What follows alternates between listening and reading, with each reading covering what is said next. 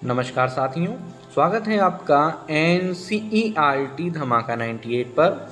और आज की इस वीडियो में हम अध्ययन करने जा रहे हैं क्लास 8 संस्कृत के चतुर्दश पाठः अर्थात चैप्टर नंबर 14 को, जिसका नाम है आर्यभट्ट।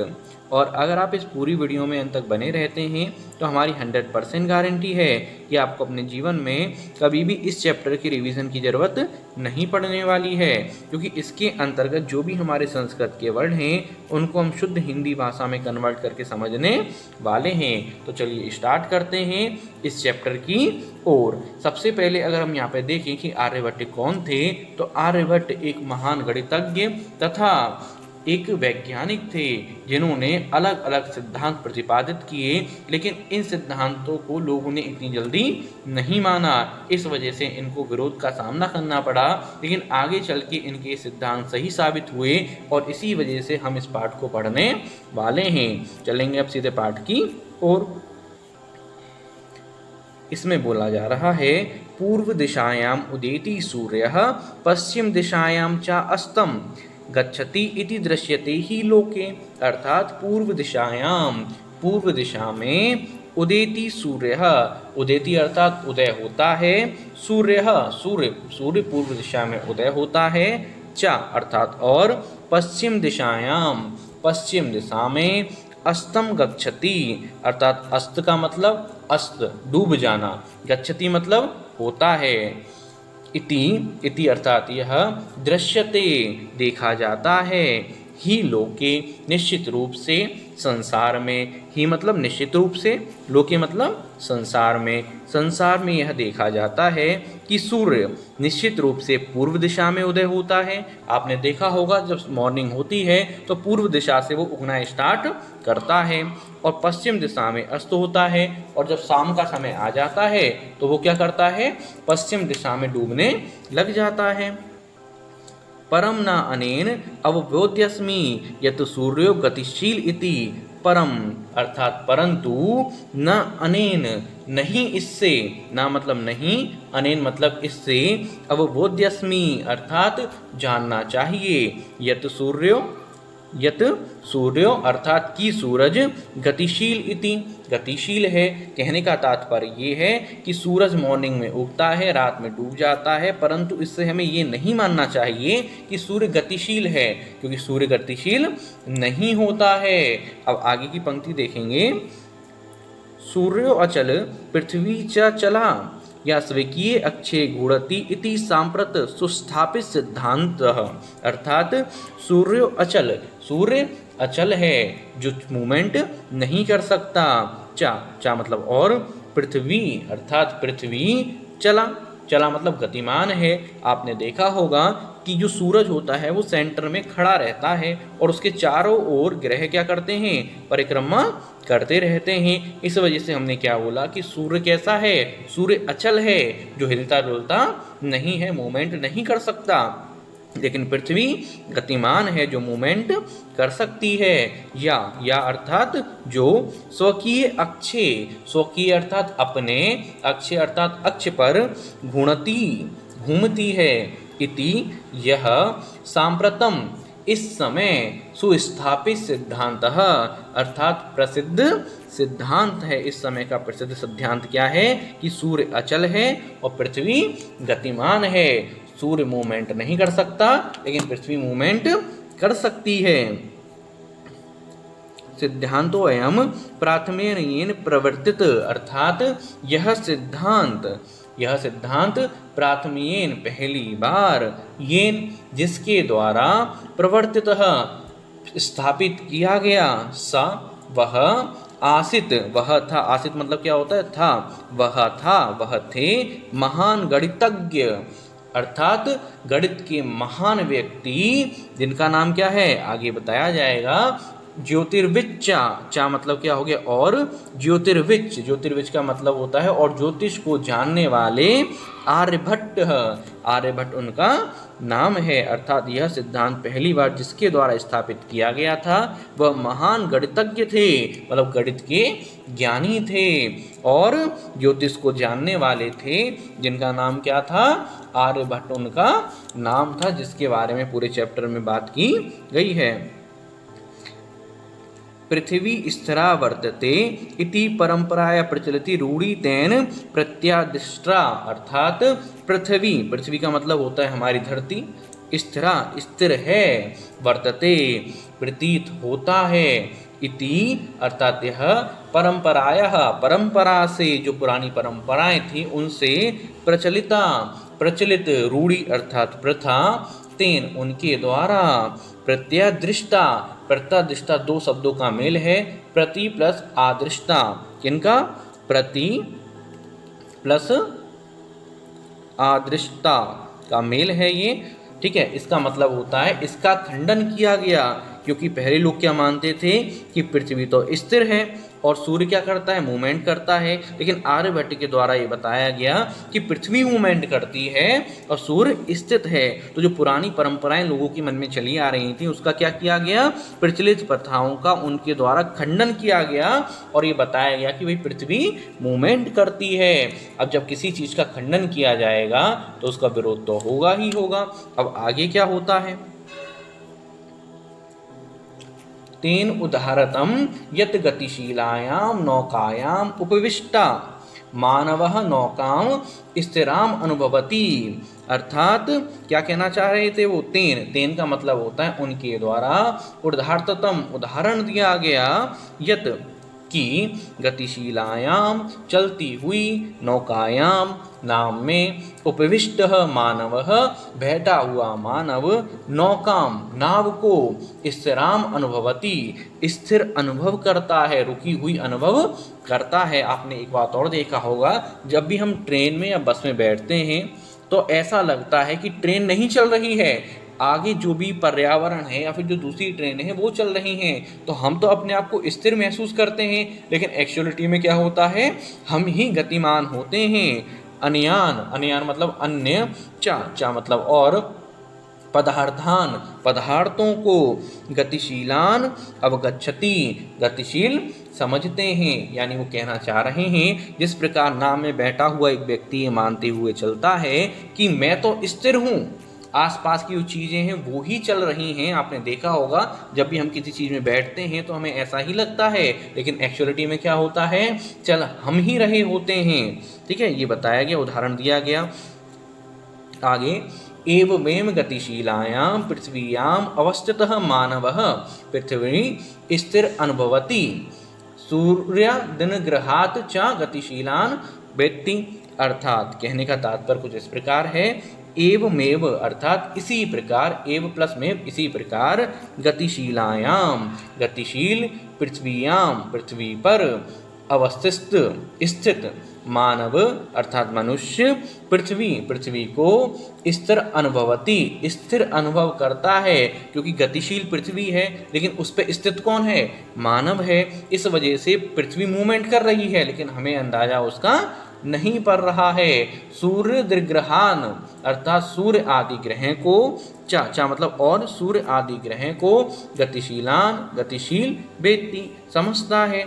इसी प्रकार गतिशील पृथ्वी पर स्थिर मनुष्य पृथ्वी पर स्थित अनुभव करता है और सूर्य आदि ग्रह को क्या समझता है, गतिशील समझता है।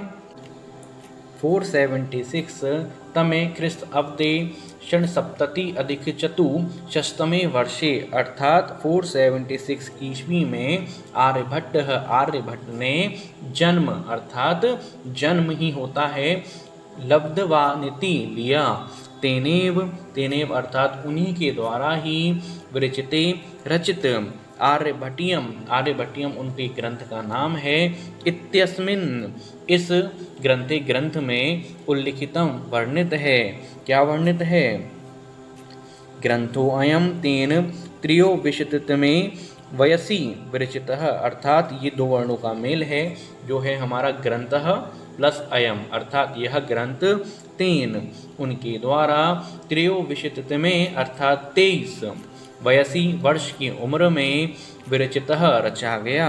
आगे देखेंगे। ऐतिहासिक स्त्रोतो भी ज्ञायते यत् पाटलिपुत्रम निकषा आर्यभट्टस्य वेदशाला आसीत्। अर्थात ऐतिहासिक स्रोतों से ज्ञायते पता चलता है यत् कि पाटलिपुत्रम अर्थात पाटलिपुत्र के निकषा निकट आर्यभट्टस्य आर्यभट्ट की वेदशाला आसीत् वेदशाला थी। अनेन इदम अनुमीयते यत् तस्य कर्मभूमिः पाटलिपुत्रम आसीत्। अर्थात अनेन इदम इससे यह अनुमीयते अनुमान लगाया जाता है यत् कि तस्य अर्थात उनकी कर्मभूमि कार्य करने की भूमि पाटलिपुत्र में आसीत् पाटलिपुत्र ही थी।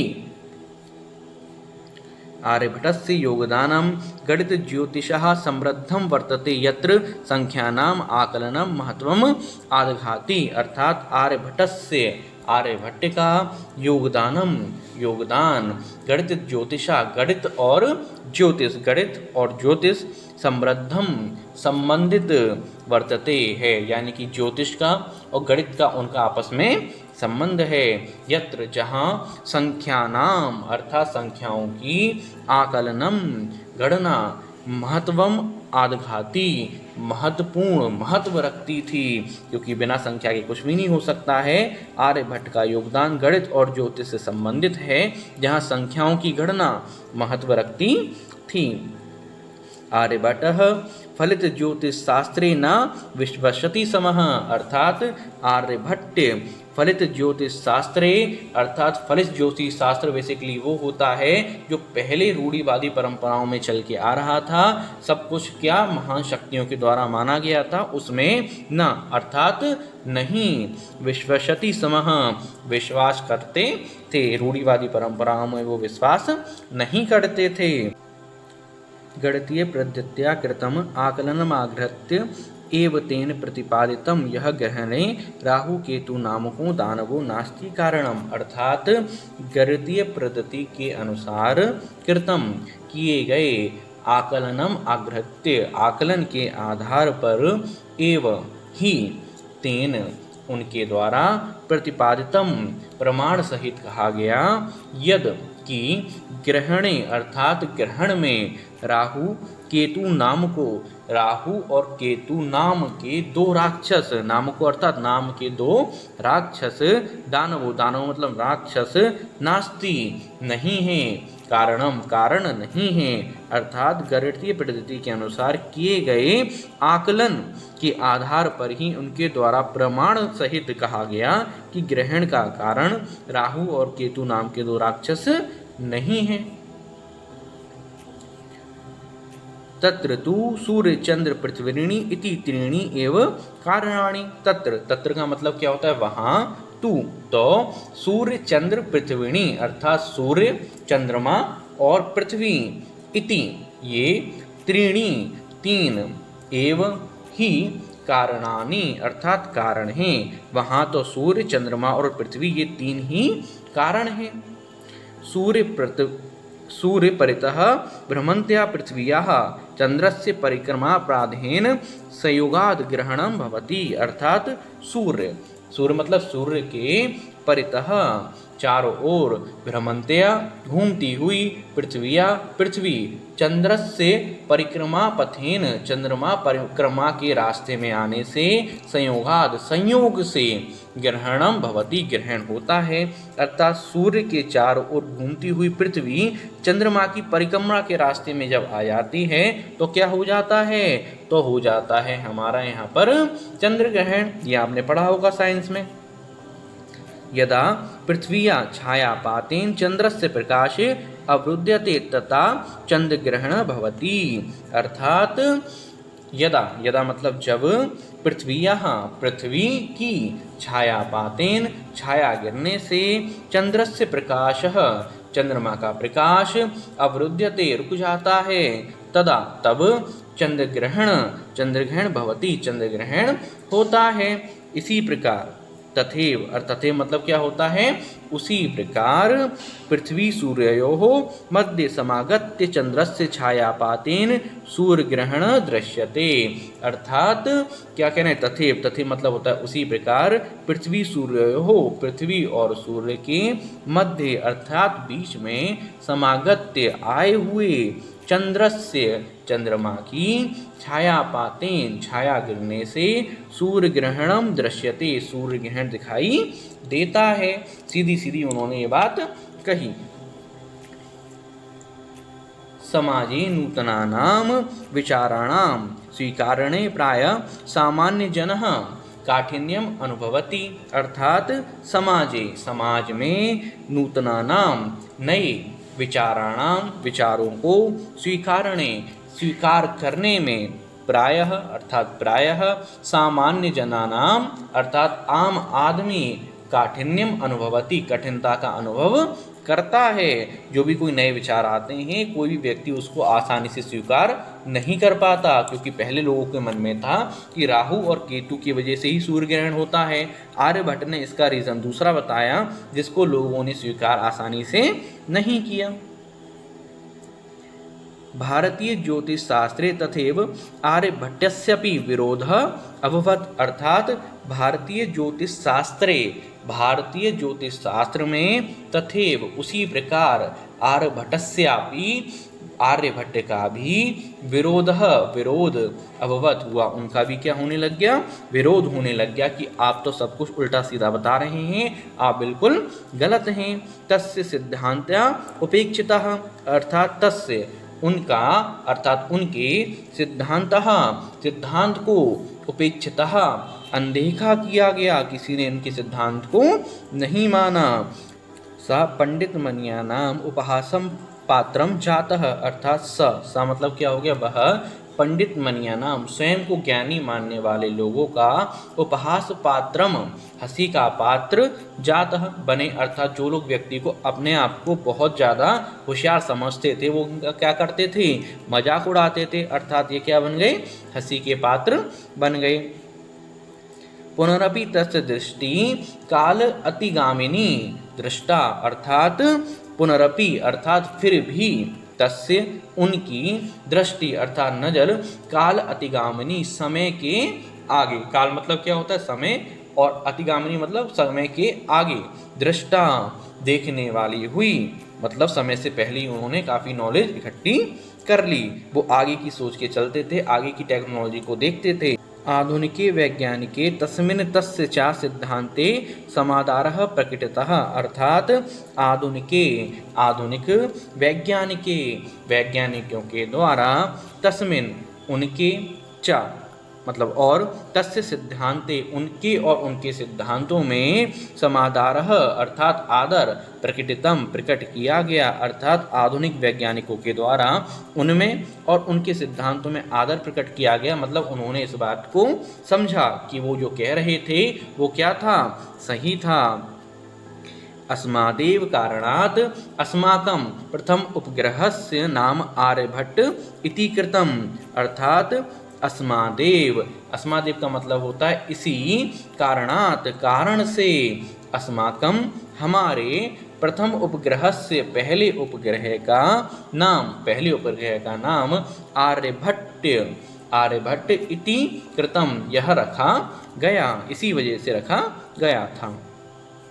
वस्तुतः अर्थात वास्तव में भारतीयायाः अर्थात भारतीय गणित परंपरा अथ च अर्थात और विज्ञान परंपरा के असो यह एक शिखर पुरुषः श्रेष्ठ पुरुष आसीत् थे। अर्थात वास्तव में भारतीय गणित परंपरा और विज्ञान परंपरा की श्रेष्ठ पुरुष से एक महान व्यक्ति थे। इसी के साथ ये पूरा चैप्टर कंप्लीट होता है।